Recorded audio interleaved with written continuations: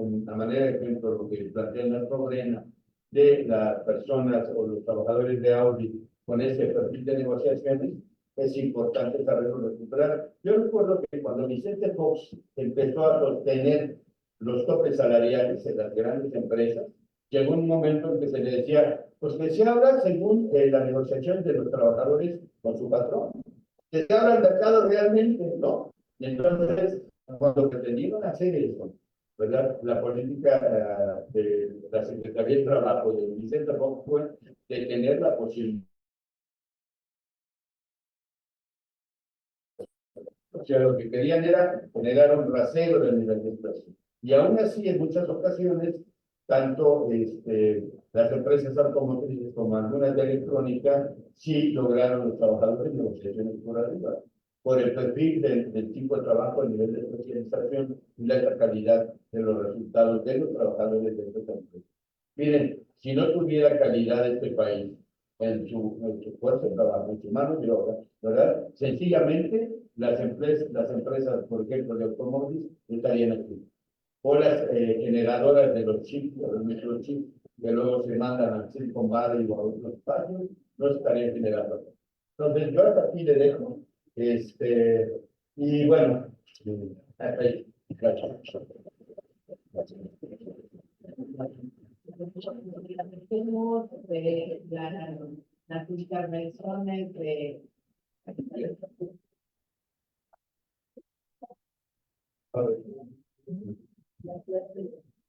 sí, quieren.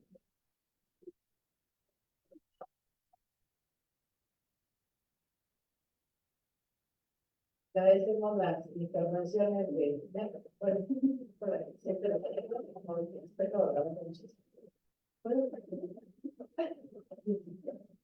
le agradecemos a la doctora María de la Luz Arriaga, al maestro Javier Brena, al profesor Martín, estas intervenciones, estas reflexiones que desde mi punto de vista pues nos dejan muchísimas ideas y provocaciones en cuanto a los temas de los ingresos y salarios que pues son temas de un economista, ¿no? Todos los temas de ingresos, gastos, como lo planteó el profesor Brena, ¿no? No podemos entender estas reformas y esta reforma en específico del salario mínimo sin entender que hay un tema político detrás, ¿no?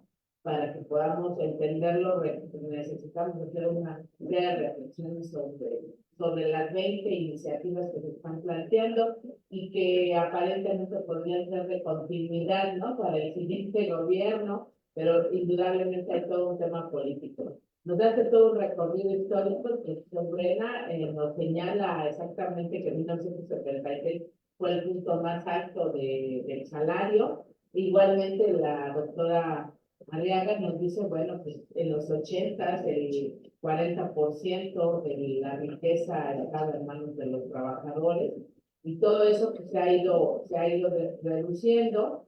El profesor Bernardo nos dice pues, que hay una ilusión, lanza esta provocación, hay una ilusión, ¿no? De que se están haciendo bien las cosas, de que se están dando aumentos, de que se están dando becas. Habría que ser mucho más profundos en la reflexión a detalle. También la doctora María del Valle nos invita a reflexionar sobre los temas de salarios e inflación, que es un tema que precisamente ya lo señalaba el profesor Martín, ¿no? Parte de la crisis de los años 80, pues David salvó ex ante, fijar los salarios, dejarlos de indexar como se venía generando el proceso hiperinflacionario en aquel tiempo y por mandato fijarlos antes de, ¿no? Que sucediera, y eso fue lo que resolvió muchísimo el tema de la inflación, más otros variantes económicas que se manejaron, pero cuando Salinas de Gortari sale del gobierno, pues la inflación era de un dígito ya, cuando habíamos estado a un nivel de 3 dígitos impresionante, ¿no? Entonces se hace toda esa reflexión. También los salarios, nos comentó la maestra María de la Luz y también los jueces, solo atiende a un sector, a los policías, a los militares, aparte de los maestros, no, casi todas las reformas no están atendiendo a todos los sectores, es una parte ¿no? De los sectores, y que bueno, es una iniciativa, como decía la nuestra María de la Luz, hay que empezar por algo, no hay que avanzar, así se empezaron las reformas con Carlos Salinas de Gortari, ¿no? Con modificaciones a algunos artículos. Los salarios están compactándose a la baja, nos dice la maestra María de la Luz. Hay una proporción de población mucho mayor que gana un salario mínimo, que entre 2018 y nos mostraba y 2023 hemos pasado en un 135% de población que está situada en un salario mínimo. Entonces es una precarización importante que nos señala, junto con el tema de la riqueza, ¿no? De la redistribución. Y con esto yo creo que retomaríamos lo que el profesor Martín dice. El tema del salario es un tema que tiene que ver con nuestra calidad de vida. Es un tema que tiene que ver incluso con nuestro futuro, las pensiones. ¿Cuánto vamos a ganar cuando ya estemos ya no en una edad productiva, ya nadie nos contrata? ¿Cuánto vamos a ganar? Entonces, es un tema sumamente importante y que tiene que ver con nuestra vida, y que es importante que nos involucremos, ¿no? Con estos nuevos conceptos que ahora ponen en la lista, que ya mucho tiempo los suman, ¿no? Y creo que hay una reflexión muy importante que nos dice el profesor Martín. El salario mínimo, es que ya para qué lo queremos, es que nadie lo gana. No, es precisamente la base, es el top.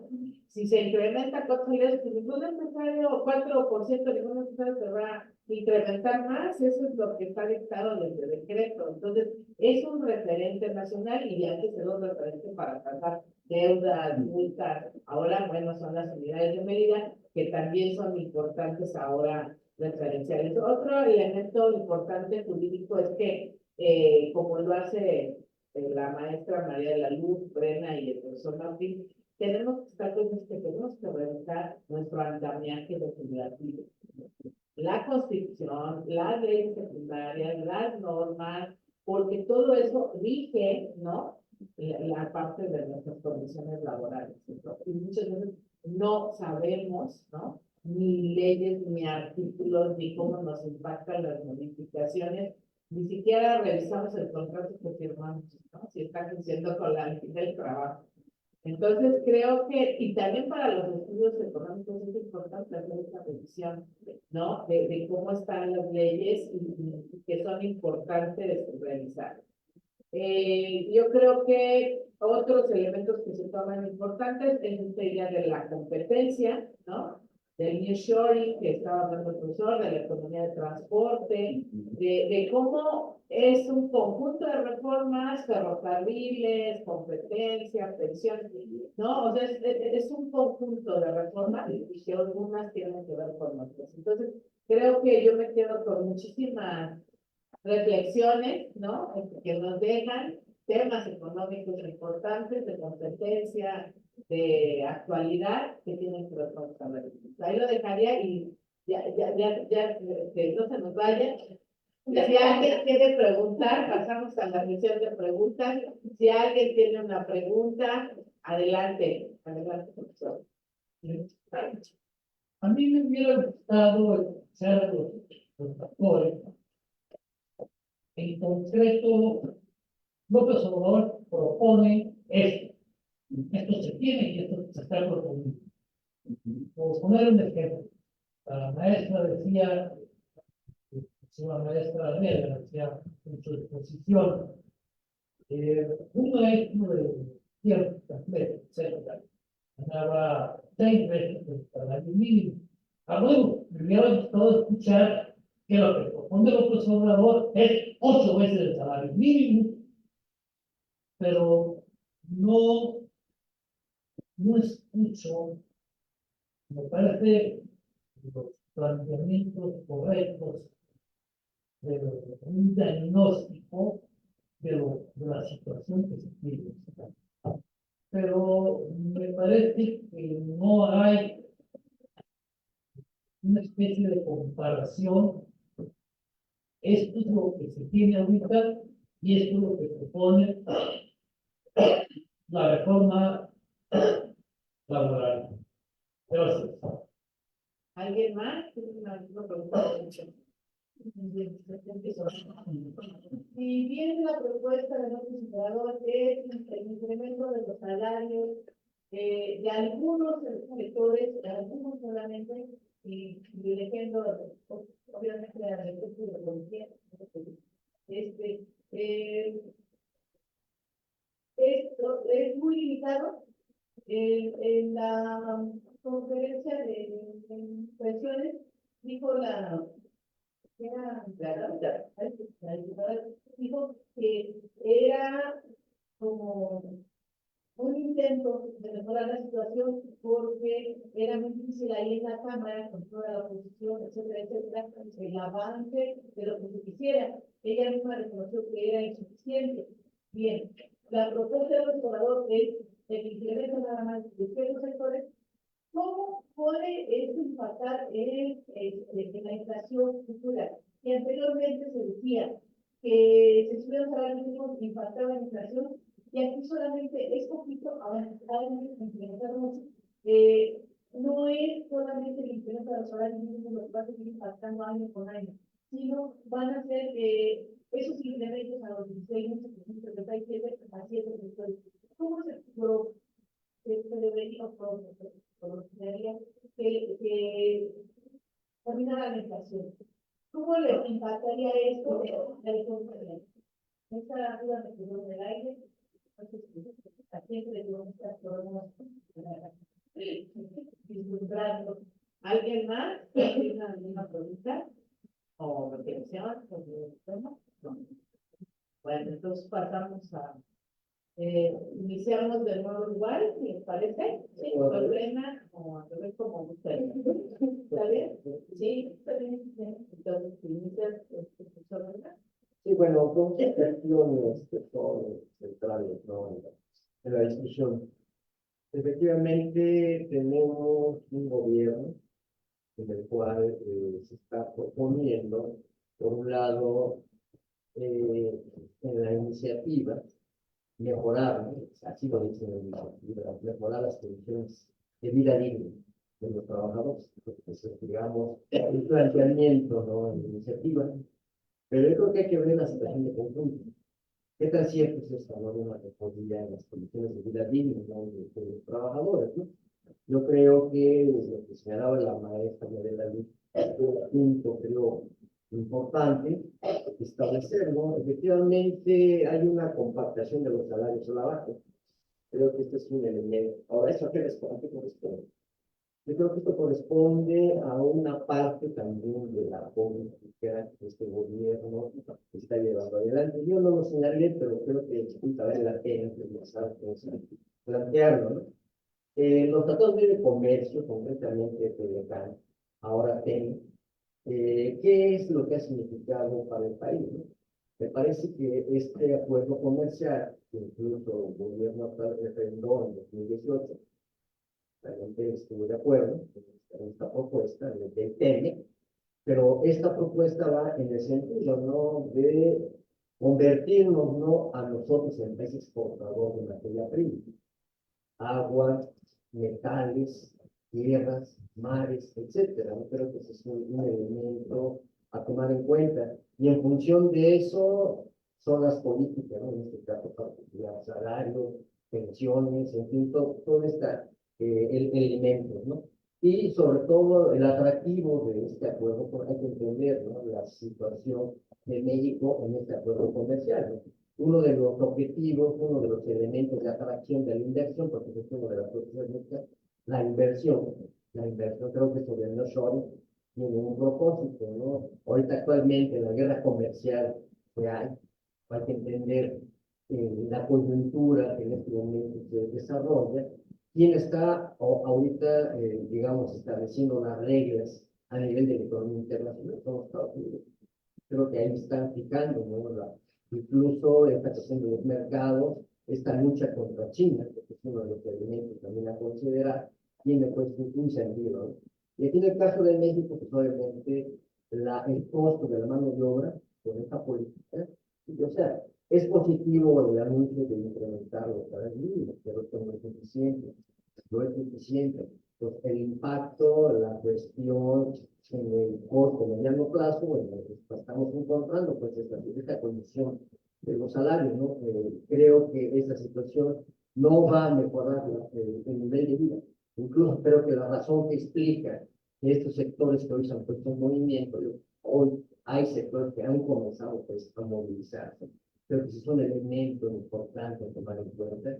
Son muy significativos. Yo no estoy diciendo que esto ya tiende a ser una cuestión generalizada, pero son primeros brotes de que las cosas en términos de nivel de vida no se están respondiendo.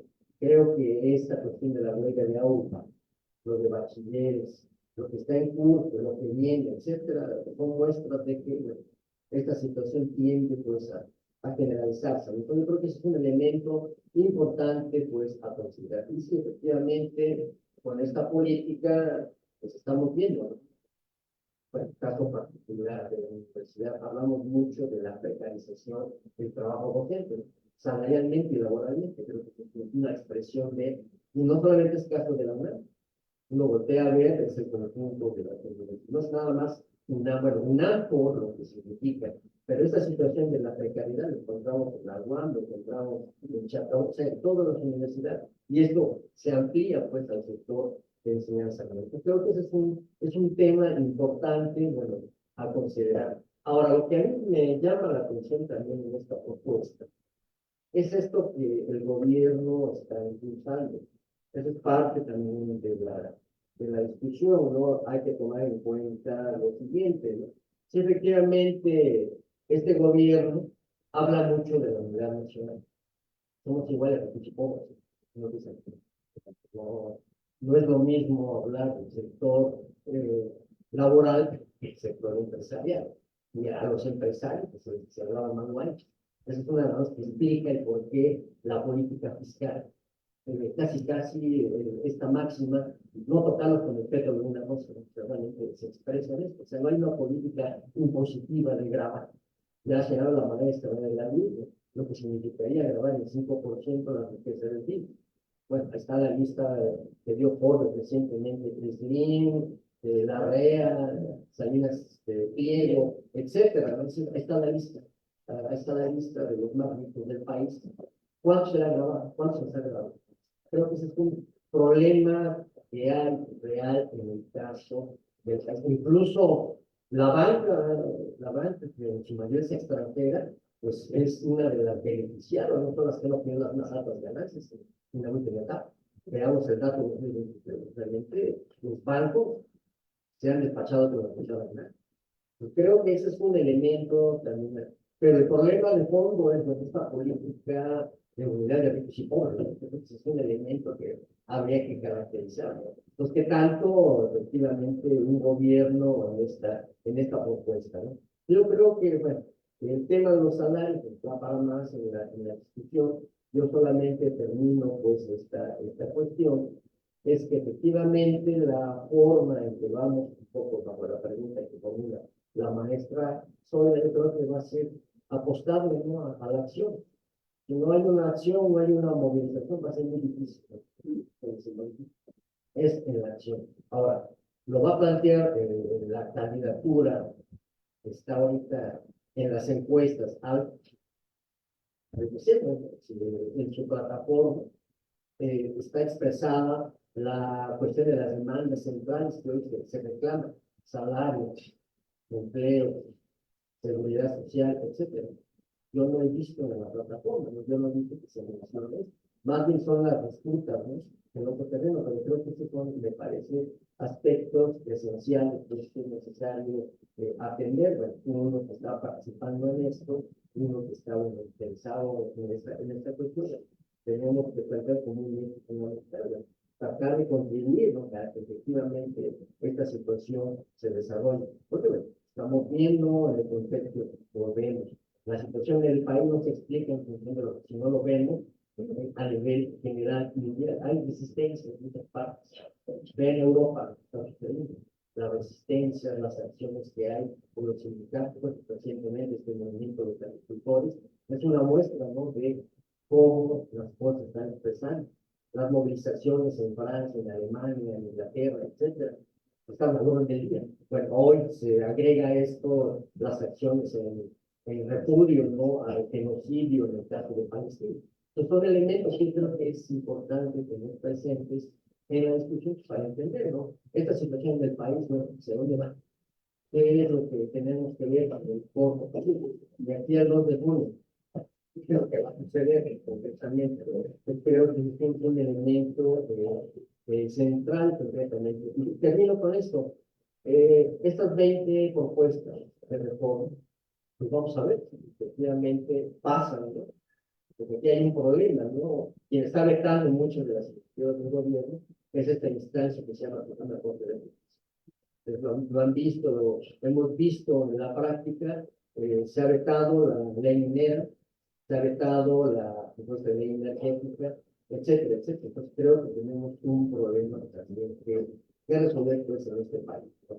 Yo creo que ese es el tema, pues yo digo, hay que verlo desde una óptica política de los asuntos, no verlo como una cuestión meramente particular, de salario, sino que de conjunto tenemos que ver. Entonces sería, digamos, para mí el resumen rápido de esta discusión. A veces hay que seguirlo alimentando. Yo creo que es importante que ese tipo de espacio, todo, se amplíe, se discuta, etcétera. Bueno, es lo que yo señalaría. Gracias, compañeros. Bueno, yo a lo que el profesor señalaba, bueno, no sé si no se logró, pero mi intervención tenía el sentido de decir en qué consiste la propuesta, que consiste en dos cosas. Una es aumentar los mínimos frecuentemente en niveles que no estén por debajo de la inflación. Es una. Y la otra es lo del piso de 16,000 pesos, alrededor de los 16,000 pesos para estos sectores. Creo que no va más allá. Ahí se queda. Ahora, yo creo que nosotros estamos obligados a ver qué significan estas propuestas. Van a poderse concretar, todavía está en el aire. Primero, porque ni siquiera se han discutido en la Cámara de Diputados, ni hay expectativa, bueno, va a depender de cómo quede. En este periodo legislativo yo creo que ya no va a aprobarse. Depende de cómo quede efectivamente la composición del Congreso después de la elección. Ahora, a mí me parece que algo también que tenemos que tener claro es AMLO no es de izquierda.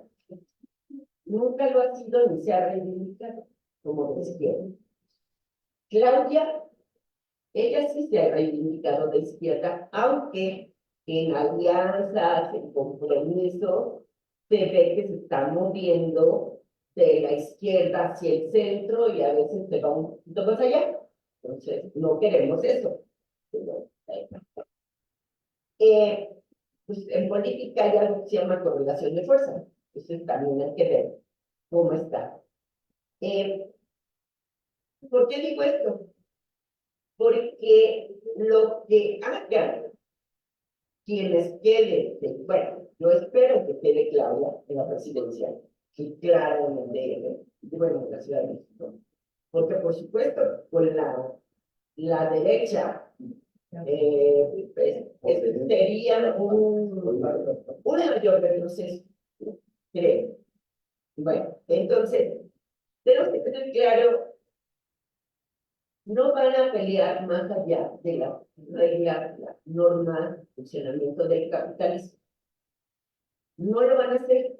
Lo que van a buscar es un capitalismo tal vez en donde haya un cierto, con mayor justicia social, pero está clarísimo. O sea, los datos de las ganancias que tienen los grandes empresarios mexicanos y los que están vinculados del capital transnacional, no es mexicano nada más. Bueno, es tan alto que pueden aceptar esta y otros cambios. Ahora bien, uno dice, bueno, pero ¿y por qué están entonces combatiendo ciertos sectores de empresarios a el gobierno, a Claudia, y por qué están peleando de esta manera? Bueno, es una tendencia mundial, no es nada más de nosotros.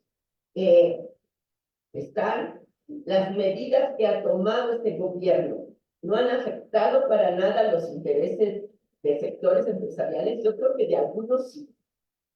Por eso se han puesto muy molestos con la reforma energética, de asegurar autosuficiencia y cierta soberanía eh, en el manejo del petróleo, frenar la entrega de la minería. Por ejemplo, yo no digo que lo van a expropiar, es capital canadiense principalmente, no lo van a expropiar, pero frenaron un poco la entrega. Bueno, ¿por qué entonces están, o bueno, esto que me pareció desmedido y que yo no esperaba? La verdad es que no pensé en mi vida ver un episodio de llamado de la quema de libros. ¿Se acuerdan, no? Con lo de la reforma educativa y que desde la televisión y era impresionante, ¿no? Cómo estaba en el canal de TV Azteca. Impresionante. Entonces, yo creo que si vemos lo que está haciendo Milei, que por ahí un profesor en un chat decía de esta facultad, hagamos una discusión sobre lo que es el gobierno de Milei y obliguemos a que quienes invitaron a la Facultad de Economía hace 2 años a Milei vayan a discutir. Yo estoy de acuerdo, totalmente estoy de acuerdo, porque uno no puede seguir sobreentendidos o mentiras a medias. Hay que hacer discusiones serias, con profundidad, y sobre todo enseñar a nuestros estudiantes a pensar. Ese es el problema que tenemos ahorita, ¿no? Necesitamos que cuestionen. Pues yo creo que pues, tenemos que seguir discutiendo efectivamente y ya votar. Yo a veces me resisto a decir hay que llamar a votar por Chiapas, la verdad, me resisto, pero por supuesto hay que decir lo que está atrás de lo que está haciendo todo Xochitl Gálvez, Taboada, entonces, ¿no? Es muy bueno. Ay, no dije, bueno, no quiero mencionar nada más, que una gran parte de este material fue producto de discusiones en la Casa del Obrador Social y Antonio Vital, y que lo sistematizó principalmente el compañero Pedro Martínez, para que, como están grabando y demás, para que queden, ¿no? Si no, se van a enojar. No solo se vaya a enojar, sino le acusen de plagio. Muy bien. Muchas gracias. Miren, en realidad, analizar lo que es la reforma tiene que ver con meterse a darle una lectura pausada respecto a lo que significa ese cambio en el 123 constitucional. Y esa lectura pausada, ¿verdad? No tiene mucho de dónde asirse si no la contextualizas, y me parece que el esfuerzo que se intentó, o que se ha intentado aquí hasta ahorita, es contextualizar en realidad cómo viene ese planteamiento de reforma. Fíjense ustedes, solamente se modifica la fracción sexta, perdón, del apartado, y lo que dice es la fijación, lo que se incorpora, dice, la fijación anual de los salarios mínimos generales o profesionales, ojo, generales o profesionales, o la revisión de los mismos nunca estará por debajo de la inflación observada durante el periodo de su vigencia. Okay. Aquí hay varios puntos que uno debiera de notar en relación a lo siguiente. El planteamiento de Milton Friedman es que los salarios nunca pueden ser más altos que la inflación y que además deben de estar determinados por el nivel de productividad del trabajo. Visto ese nivel de productividad como una unidad multifactorial de productividad. Ojo, ¿no? O sea, el cálculo es neoclásico, para empezar, ¿no? Entonces, ahí abusados con eso, ¿no? O sea, eso lo dicen la teoría neoclásica, una parte, y la neoliberal otra. O sea, digo, para empezar. Pero yo quisiera hacer referencia a un elemento que está tantito más arriba, que dice el punto y seguidos inmediato anterior, dice, el salario mínimo no podrá ser utilizado como índice, unidad, base, medida o referencia para fines ajenos a su naturaleza. Esto es para el pago de los trabajadores en función, el pago en activo. ¿Saben que esas tres líneas significaron para el pago de las pensiones que todos los que estamos pensionados en este momento y los de atrás, que ya tienen muchos años de pensionados, no estén recibiendo el incremento en su pensión en términos de los 20%, 19%, 22% del salario mínimo? O sea, ¿sí me explico? Es una medida restrictiva del nivel de ingreso. Ajá. Y por supuesto, ¿verdad?, que está en el marco de mantener las finanzas sanas. No te aumento, ¿verdad? Genero un fondo semilla de 64,000 millones de pesos para las nuevas pensiones. Bueno, para el marco de la reforma en pensiones, que está planteando igual la iniciativa, las 20 reformas, ¿verdad? Pero le condono una parte importante, si quiere negociar a Salinas Pliego, ¿verdad? El adeudo que trae atrasado de 64,000 millones de pesos. Pues, ¿cómo? ¿Sí me explico?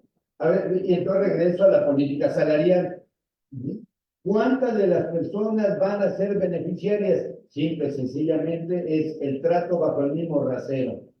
¿No? Bajo el mismo rasero. En ese sentido es exactamente igual de lo liberal que las políticas anteriores. Así de sencillo y de fácil, ¿no? Y en el sector gobierno es lo mismo, y entonces yo me permito afirmar lo siguiente, ¿no? Dice la modificación a la que se refiere del apartado B, ¿no?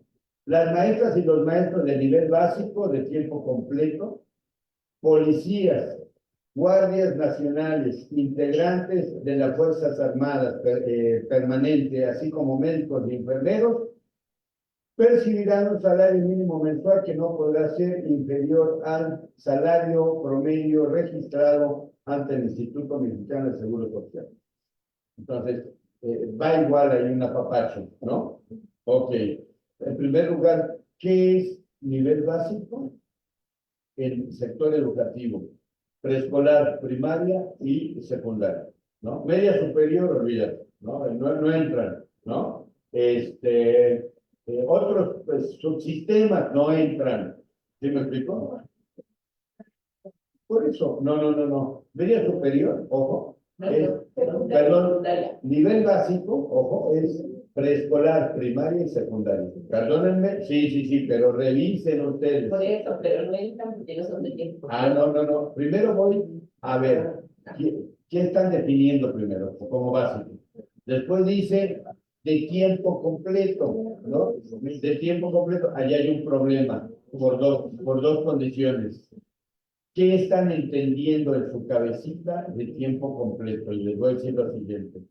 Una plaza de básica, una plaza de básica es de 20 horas semanales. Esa es tu plaza básica.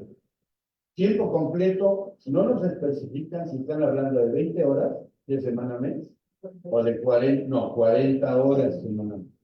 ¿No? ¿Quiénes están en 40 horas semana a mes? Pues los que están en 40 horas en semana a mes son telesecundarias, ¿verdad? Y técnicas. ¿Sí me explico? Son de 40 horas semana a mes. Los otros que están en secundarias generales están contratados por horas, compañeras de compañeros. O sea, allí el tabulador de SEP es un relajo a nivel federal, pero a nivel de los estados es todavía peor. Es peor, ¿sí me explico? Entonces, ¿le da suavecito, le da una salida? No está dando salidas. ¿Qué ha sucedido? Fíjense, antes de que acabara el año pasado, lo que sucedió en el sector educativo fue que tuvieron que inventarse una suerte de aumentos y bonos para llegar a 6,000, a 16,000 y 140 y tantos pesos, o 140 y tantos pesos, para el pago mensual del trabajador. Pero se inventaron, o sea, así literal, como les estoy diciendo, se inventaron conceptos. Y ya, así es apoyo del bienestar, no patela, ¿no? Ah, gracias, ¿no? 100 pesos, ¿no? 100 pesos, ¿no? Pero sucede lo mismo que yo comentaba hace un rato, que aumenta el impuesto sobre la renta, entonces te sube en un nivel mayor, ¿no? Y entonces, pues, presta, llega, asciende y te quita. Ahí sí no te preguntan, como Salinas Pliego, ¿no? O sea, ahí en automático te la aplican. Entonces, exactamente.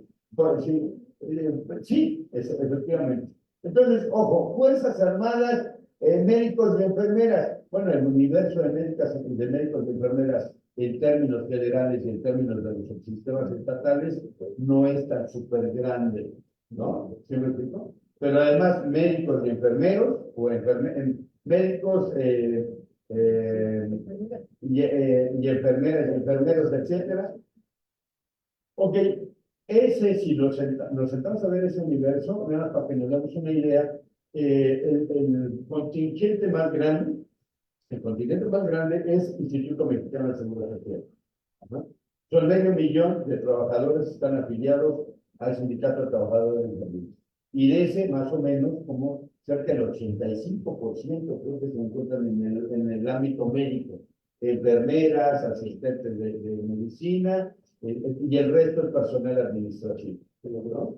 Ya lo menor. Pero en términos de salarios tabulares, los médicos no ganan 16,700, para nada, ¿no? Entonces, esto en realidad es una manera de buscar cierto consenso de base en un momento de escenarios políticos que son muy fuertes, ¿no?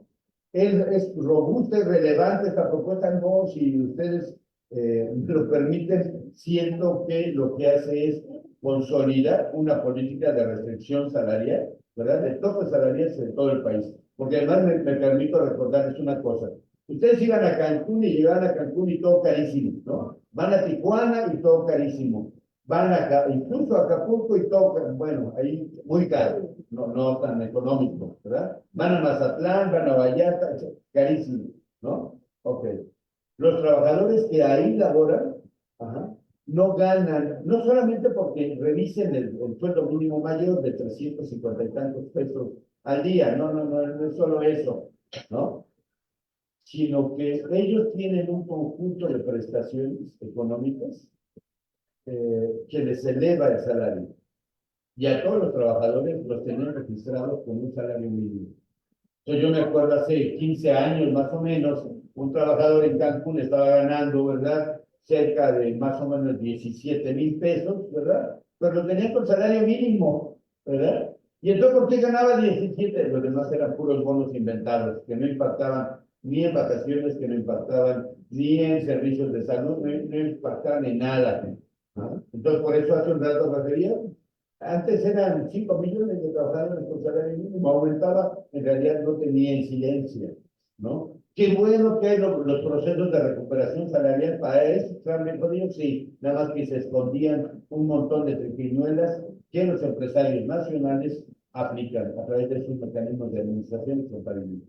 Entonces, yo hasta aquí le dejo. Si hay que cambiar las cosas, sin lugar a dudas, hay que exigir que haya una reforma fiscal y que si en todo caso los ingresos indirectos para la población de ahí se pueden sostener, incluyendo para el pago de las pensiones, etcétera, hay que empujarlo, ¿verdad? Pero además, el punto es la expectativa de vida hacia adelante, pero también la de ahora. Y en la de ahora, esto que están planteando es una restricción a el asunto que tiene que ver en particular con las condiciones de vida de toda la población. Entonces, yo hasta aquí le dejo. Muchas gracias.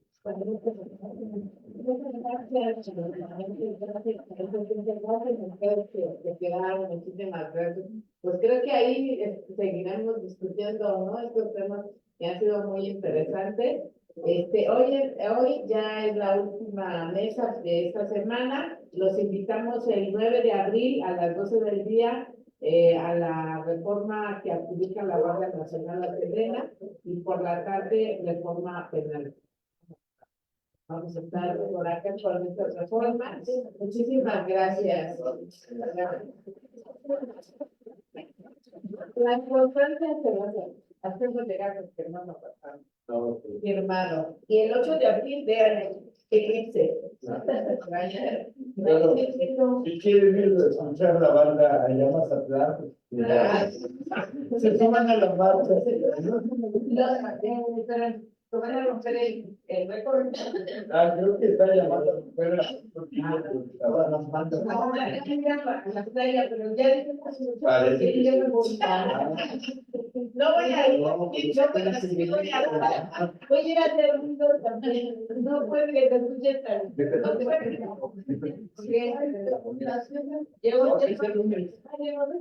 No, el lunes 8. El lunes 8, gracias. Les pido ponencias, pues vamos a publicar los días. Por favor, por ahí. No,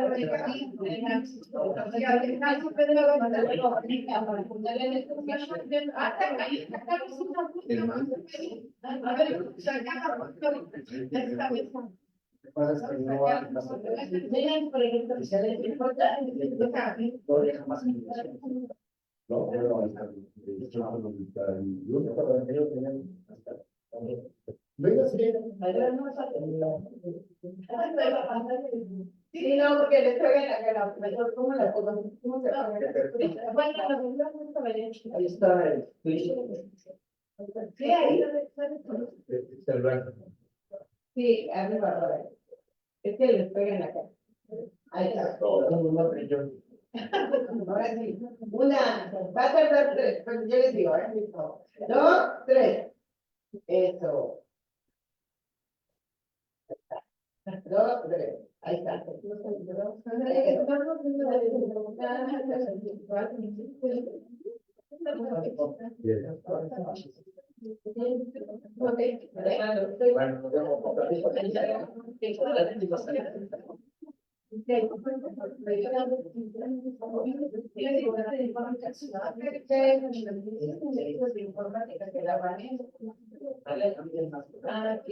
Muchas gracias.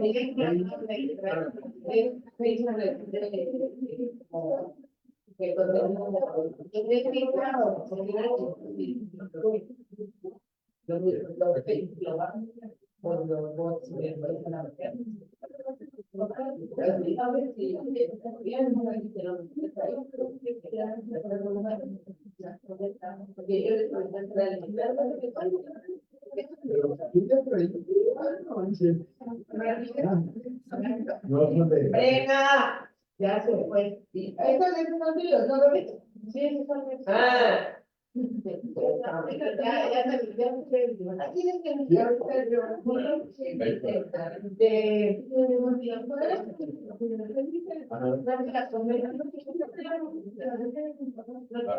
bueno, nada. Hasta luego, gracias. Gracias, ¿qué?